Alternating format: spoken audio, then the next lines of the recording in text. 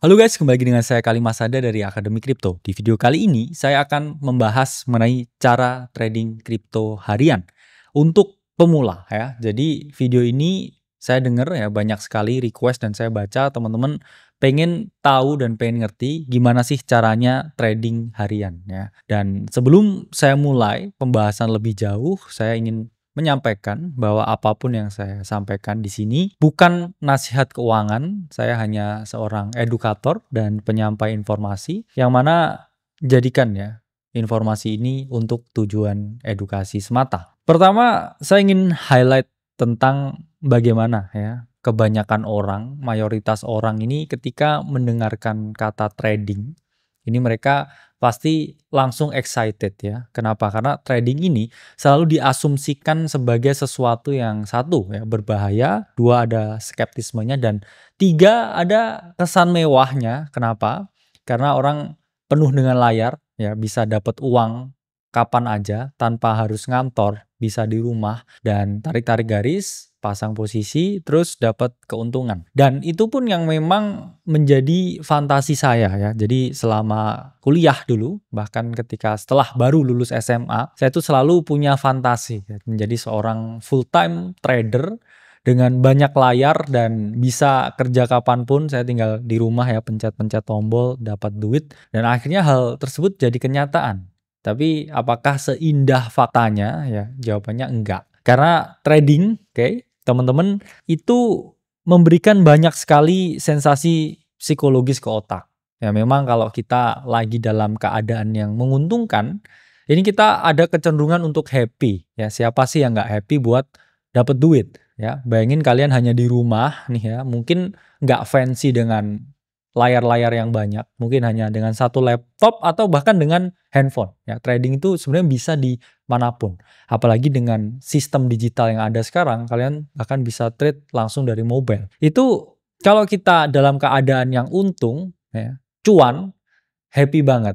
Ya, pagi-pagi lihat PNL hijau, ya, ini pasti seneng banget, merasa jenius, merasa pintar, merasa bisa konsisten setiap hari memperoleh keuntungan yang sama. Namun teman-teman harus pahami, nggak ada yang namanya keuntungan yang sama. Market itu berubah, market itu dinamis, sehingga hal paling buruk yang bisa kita dapatkan yaitu adalah berharap kepastian pada market yang sangat nggak pasti. Karena pasti ada hari di mana kita nggak ngerti market ini bergerak kemana. Selalu ada hari di mana ekspektasi kita berbeda dengan keadaan yang ada, dan akan ada hari di mana kita terjebak di dalam tren yang salah, sehingga kita memperoleh yang namanya bukan keuntungan tapi kerugian.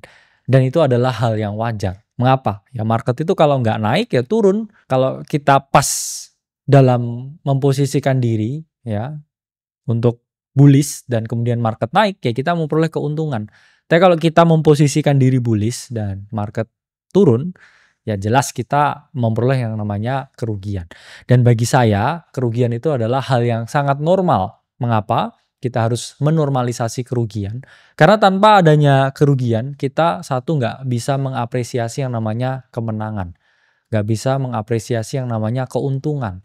Tapi kalau kita menganggap kerugian itu sebagai sesuatu yang normal, sesuatu yang wajar, sesuatu yang bisa kita terima dengan lapang dada, kita akan lebih mengapresiasi keuntungan, dan keuntungan itu akan datang lebih banyak daripada kerugian. Karena kalau kita dari awal punya mindset bahwa oke, saya nggak mau rugi, yaitu kamu akan rugi terus. Tapi kalau dari awal di sini kamu sudah siap dengan oke, ada potensi kerugian, saya tahu trading adalah pekerjaan yang sulit, dan ketika keuntungan itu datang, itu kalian akan menganggapnya sebagai bonus. Karena memang secara statistik lebih banyak trader yang gagal daripada trader yang berhasil. Nah, ini ada data yang menarik ya dari Quantified Strategy, di mana di sini di breakdown ya mengenai day trading statistik. Jadi saya bukan tipe orang yang hanya menyampaikan senangnya aja, tapi saya sampaikan juga hal negatifnya. Supaya apa? Teman-teman punya ekspektasi yang realistis. Pertama, 40% orang yang trading itu hanya bertahan 1 bulan. Bayangkan teman-teman punya niat ya, mungkin beli beberapa buku trading ya, kemudian lihat-lihat modul, terus mau trading ya. Setelah rugi, Oke, 40% ini langsung keluar di bulan pertama. Dan hanya 13% yang bertahan sampai 3 tahun. Dan faktanya 72% dari orang yang trading itu dalam jangka waktu tahunan ini mereka kehilangan uang. Jadi bayangkan teman-teman, dari time horizon yang pendek maupun panjang, orang-orang yang trading ini sangat sulit mencapai yang namanya konsistensi. Jadi teman-teman, harus melihat trading ini adalah pekerjaan yang sulit. Tapi untuk membentengi sesuatu yang sulit, teman-teman harus tingkatkan pengetahuan, tingkatkan mental resilience, ya, ketahanan mental yang dimiliki. Nah, kalau kita lihat dari profitability di sini, 1% itu yang akhirnya bisa konsisten profit setelah 5 tahun. Ya, jadi ada surveinya dari ratusan trader, ya. Dalam jangka waktu 5 tahun hanya 1% yang bisa profit konsisten. Jadi bukan salah yang memberikan informasi kalau akhirnya kalian memperoleh kerugian, dan juga bukan salah kalian karena memang sangat tinggi sekali failure rate dari seorang trader. Nah, di sini juga dijelaskan ya bahwa mayoritas kesalahan utama para trader itu adalah tentang applying risk management. Sedikit orang yang bahas, tapi kita akan bahas dengan tuntas ya. Di sini 62% gagal karena mereka nggak tahu menentukan seberapa besar saya harus trade. Oke? Dan rata-rata ya risk to reward-nya itu kebalik ya, di mana dia merisikokan lebih banyak daripada yang potensi ia dapatkan. Dan itu nggak boleh ya sebagai seorang trader. Oke? Dan trading habits, bisa kita lihat di sini. Rata-rata ya 70% udah punya trading plan, jadi bagus, 30% nggak ada. Dan 45% ya trade 1-2 jam setiap hari. 89% ya memakai yang namanya technical analysis, jadi hanya 11% yang nggak pakai. 66% menggunakan daily chart, dan 71% ya mereka ini masih belajar terus setelah mereka udah trading. Jadi ini adalah poin yang penting ya. Mengapa harus belajar terus bahkan setelah kita ngerasa udah ngerti? Karena market itu dinamis. Keadaan sekarang berbeda dengan 2 bulan yang lalu. Berbeda lagi dengan 2 bulan yang akan datang. Sehingga kalau kita nggak dinamis terhadap situasi, ya kita nggak akan pernah bisa mencapai yang namanya konsistensi. Jadi teman-teman harus pahami bahwa saya harus punya trading plan yang kuat, dan saya juga harus punya risk management yang kuat, supaya apa? Saya bisa ya melakukan ini secara konsisten. Tadi udah saya jabarkan tentang statistiknya. Di sini saya akan kasih teman-teman 5 ya cara gimana sih trading harian. Mungkin di sini saya tidak akan breakdown technical analysis yang dalam. Teman-teman bisa scroll ya video-video sebelumnya. Saya banyak jelaskan secara detail ya mengenai bagaimana menerapkan technical analysis. Nah, di sini gimana ya supaya saya ini siap menjadi seorang day trader di kripto, bisa trading harian kripto. Nah, pertama ketahui kapan harus trade dan kapan nggak harus trade. Ini adalah hal yang paling dasar sebenarnya. Tapi orang ini selalu memiliki fantasi bahwa saya trader, saya harus trading setiap hari, saya harus klik tombolnya. Ya, nggak boleh satu hari pun saya nggak lihat layar dan saya nggak trading. Nah, tapi teman-teman pun juga harus memahami, semakin banyak trade yang teman-teman ambil, potensi kesalahan, potensi kekalahan, potensi kerugian itu juga semakin tinggi. Jadi memang ada kemungkinan teman-teman memperoleh keuntungan lebih tinggi dengan semakin banyak trade yang diambil. Tapi gimana kalau kita lihat di sisi sebaliknya? Karena kan trading kalau nggak naik ya turun, kalau nggak kalah ya menang. Jadi kita juga lihat sisi negatifnya. Bahwa semakin banyak trade yang diambil, semakin tinggi pula ya potensi teman-teman juga mengalami yang namanya kekalahan, mengalami yang namanya losing trade. Jadi trading harus selalu tentang momentum. Kalau teman-teman lihat momentumnya oke, kemudian lihat sentimennya lagi bagus, moodnya teman-teman untuk mengeksekusi trade tersebut lagi bagus, ya go ahead. Tapi kalau teman-teman lagi nggak mood, ya setupnya lagi buruk, kemudian volatility-nya lagi nggak ada, ya jangan trading dulu. Nah, ngomongin masalah volatility itu adalah suatu hal yang harus paling diperhatikan ketika teman-teman trading. Ya, volatility itu adalah tentang seberapa volatile market. Gerakannya naik turunnya, volumenya lagi gede atau kecil. Jadi teman-teman harus memahami, teman-teman trading itu sama aja seperti teman-teman surfing. Kalau teman-teman yang surfing ya, ombaknya lagi kecil, ombaknya nggak bagus ya teman-teman mending stop dulu. Nunggu kalau ombaknya bagus dan volume ombaknya cukup untuk teman-teman surfing. Karena kalau enggak, ya mungkin teman-teman nggak bisa surfing atau bahkan yang paling parah mungkin bisa tenggelam. Jadi teman-teman harus pahami volatility itu adalah ombak ya bagi mereka yang surfing. Dan bagi kita yang trading itu adalah sesuatu yang bisa kita gunakan ya kalau kita mau ya memperoleh yang namanya keuntungan dan bisa berselancar di market. Nah, di stock market ini ada yang namanya VIX, Volatility Index. Volatility Index ini adalah indeks yang mengukur volatilitas S&P 500. Ketika ada volatilitas yang tinggi, itu menunjukkan apa, teman-teman? Menunjukkan ada air yang banyak ya, ada ombak yang banyak kalau kita lihat surfing. Berarti volume di market ini lagi tinggi. Nah, teman-teman bisa lihat di sini ketika 2020 kok VIX-nya tinggi sekali ya, parabolik. Apa yang terjadi ya waktu itu satu ada COVID, dua juga ada US election. Ada election ketika COVID. Dan sekarang ya kita bisa melihat nih seakan-akan VIX atau volatility index membentuk pattern yang dia akan breakout naik ke atas. Menunjukkan apa? Ada potensi volatility yang coming. Kira-kira dari event atau momen apa volatility ini? Ya jawabannya adalah pemilu US yang akan terjadi di bulan November ini. Jadi karena adanya election, ya market itu biasanya cenderung banyak orang berspekulasi dengan hasilnya pemilu. Kalau paslon ini yang menang, market akan bullish. Kalau paslon ini yang menang, ini akan bearish. Jadi banyak sekali ya yang melakukan pertaruhan ya, yang berspekulasi ketika market ini sedang dalam keadaan yang tidak pasti. Ya kita tahu US election ini masih belum pasti ya siapa yang menang dan ini pun juga menunjukkan breakout pattern ya. Jadi perlu dipahami ya kalau ini naik bukan berarti harganya asetnya naik ya atau bullish, tapi kalau ini naik ya artinya adanya volatilitas yang datang ke market, entah itu arahnya bullish atau entah itu arahnya bearish.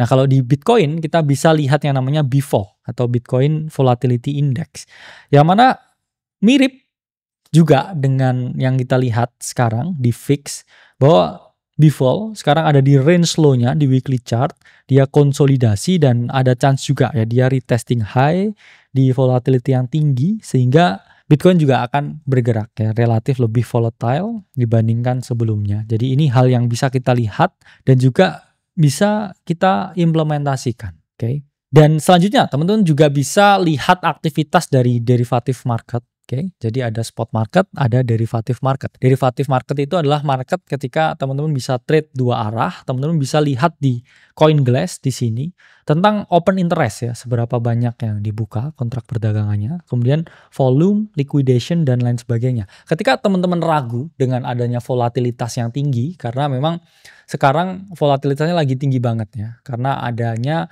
momen ketidakpastian yang tinggi.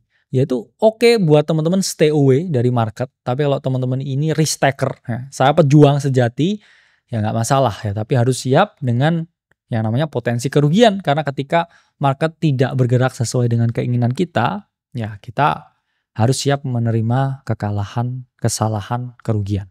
Nah, kedua, pahami kualitas lebih baik daripada kuantitas. Dan ketahui apa yang harus kamu trade. Jadi awalnya saya harus breakdown dulu tentang kapan tahu harus trade.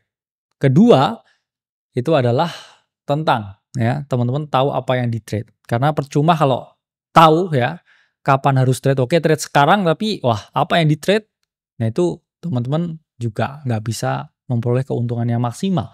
Karena sekarang ini jauh lebih sulit daripada dulu. Mengapa? Karena ada jutaan altcoin yang ada di market sekarang. Sehingga banyaknya altcoin yang ada dari CEX, dari DEX, itu membuat terjadi yang namanya paradox of choices. Jadi dulu itu semakin mudah karena semakin sedikit ya, pilihan yang ada di market. Namun sekarang ini semakin sulit karena semakin banyak pilihan yang ada di market. Jadi nggak segampang itu teman-teman untuk mendapatkan opsi dari opsi yang sangat banyak. Ya, jadi banyak sekali altcoin yang ada, pergerakannya bisa bullish, bearish, dan derivative listing banyak sekali. Jadi bisa trade dua arah. Jadi kita actually nggak terlalu ngerti ya mana yang bisa di trade. Cuman teman-teman harus paham satu kata, naratif trading. Yaitu ketika teman-teman trading melalui naratif apa yang sedang happening di market saat ini, naratif apa yang lagi panas sekarang. Jadi cara teman-teman bisa survive yaitu adalah dengan mengetahui ya kira-kira sektor apa, naratif apa yang lagi ramai diperbincangkan. Jadi nggak mungkin semua ini teman-teman buka posisinya satu-satu, tapi teman-teman bisa ya buka satu dua yang mana naratifnya lagi hot, naratifnya lagi happening. Itulah mengapa fokus pada mindset ya atau naratif apa yang difokuskan. Ini saya pakai platform Kaito.ai. Memang berbayar, tapi di sini bisa dilihat ya. Saya 24 jam terakhir kira-kira yang hijau apa nih? Oke, DeFi. Berarti saya harus fokus di DeFi. Mengapa harus fokus di DeFi? Ya karena kalau sektor ini, naratif ini lagi hijau, berarti orang lagi bullish ke sini, lagi memperdagangkan sini. Jadi saya bisa fokus di sini, terus kita lihat top altcoin yang memiliki volume paling tinggi, baru di situ saya screening. Kira-kira mana patternnya yang menarik, mana area yang menarik untuk membeli, terus kemudian di mana saya bisa merealisasikan keuntungan. Nah itu harus menjadi fokus ketika teman-teman ya melakukan yang namanya naratif trading.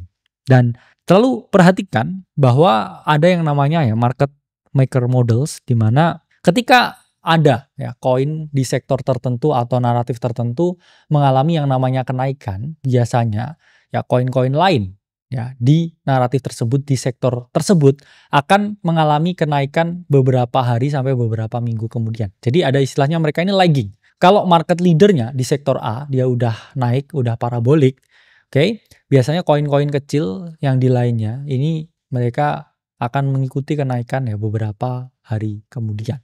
Jadi contohnya ini TAO, kita lihat TAO ini udah mulai pump di 9 September 2024. Jadi TAO ini salah satu koin dengan narasi ya, artificial intelligence.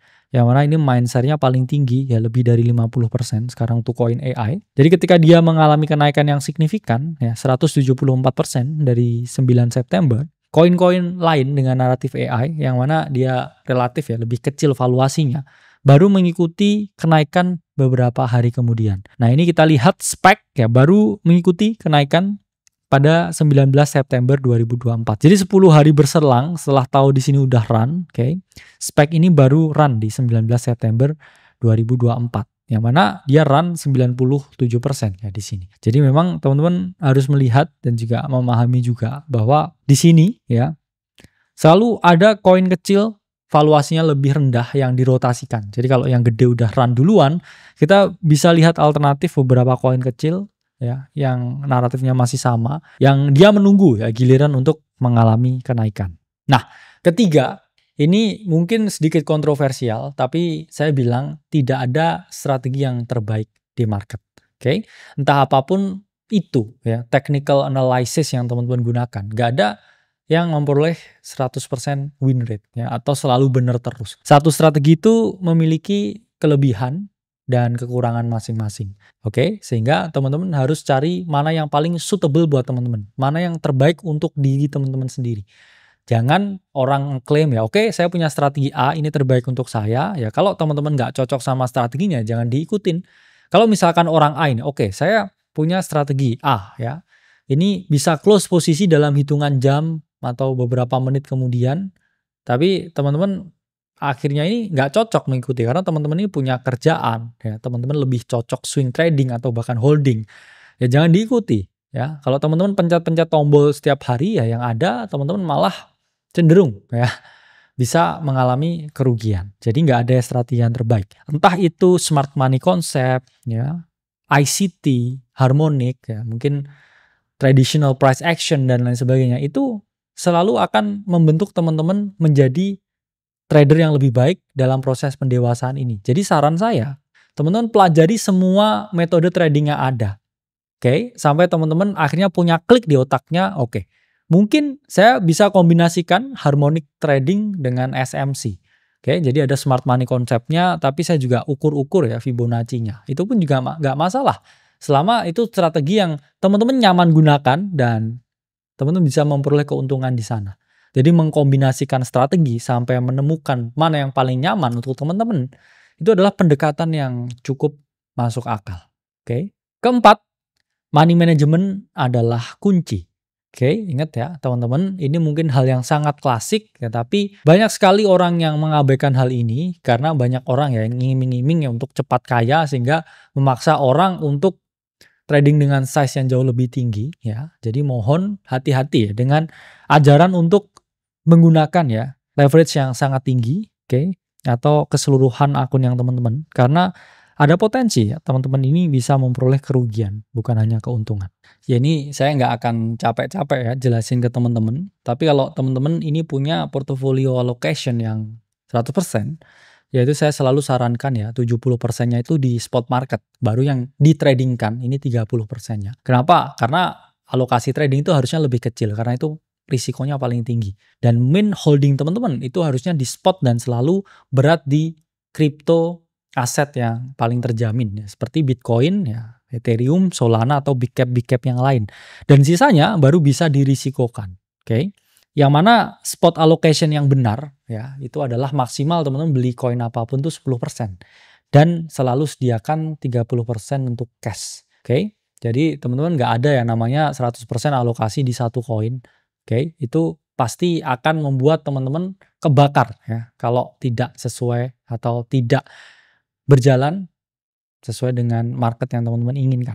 Nah, teman-teman pun di sini juga harus menerapkan multiple entry strategy.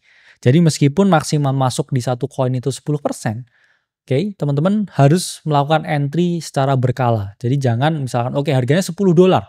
Wah, saya langsung masuk 10%-nya ini di $10. Tunggu dulu dia turun ya. Jadi sekarang mungkin masuknya 25%, kalau mau masuk 10 juta ya masuk 2,5 juta dulu, nanti beberapa hari kemudian dia turun 2,5 juta dulu ya. Kemudian dia naik dikit baru masuk lagi. Jadi teman-teman harus pahami ya, harus memiliki alokasi yang benar. Dan kalau teman-teman trade ya, ini RPT-nya atau risk per trade-nya itu nggak boleh lebih dari 1%. Kenapa? Karena kalau teman-teman hanya pakai 1%, teman-teman ini punya kesempatan untuk salah, untuk kalah ini sampai 100 kali. Nggak mungkin ya dari 100 kali itu teman-teman salah semuanya ya. Jadi penting sekali untuk menerapkan RPT 1%. Dan terakhir, semua trader itu harus fleksibel. Jadi nggak ada ya satu yang namanya moment of truth ya, saya bisa langsung all in di sini kaya, itu enggak. Itu akan membuat teman-teman lebih menderita lagi. Teman-teman juga harus memahami kapan harus trade, kapan enggak. Kalau saatnya ini enggak memungkinkan, ya oke, saya enggak perlu trade sama sekali. Nah, misalkan kalau ada news yang teman-teman enggak tahu ya outlook-nya seperti apa, ya mungkin stay away dulu. Atau kalau teman-teman lagi trading dan udah memperoleh keuntungan, tapi teman-teman lihat nih, tiba-tiba ada outlook makro yang merubah keseluruhan hasilnya. Dan teman-teman tahu ya, teman-teman harus take profit saat itu juga ya.